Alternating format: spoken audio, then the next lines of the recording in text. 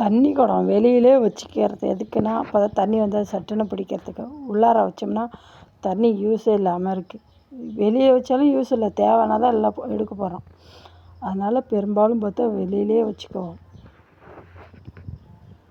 தண்ணி. ஆனால் இந்தமாரிலாம் திறந்து போட்டு வச்சிடக்கூடாது. இந்தமாரி திறந்து போட்டு வச்சிருக்கிறது, இந்தமாரி குண்டு குழியில் தண்ணி தேங்கி இருக்கிறது தான் நம்மளுக்கு நாடையில் பார்த்தா இந்த மலேரியா காய்ச்சல், இந்த புதுசாக ஏதோ அமீபான்னு வைரஸ் பரவுதுன்னு சொல்கிறாங்க. இந்தமாரி காய்ச்சல்லாம் வரக்கூடாது.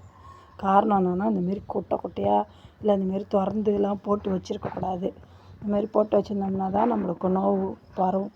அதனால் எல்லா தண்ணி பிடிச்சா உடனே மூடி வைக்கிறது சேஃப்டி. ஏடா பால் வேண்டது எங்கடா? இங்கே ஒரு பிளட்டா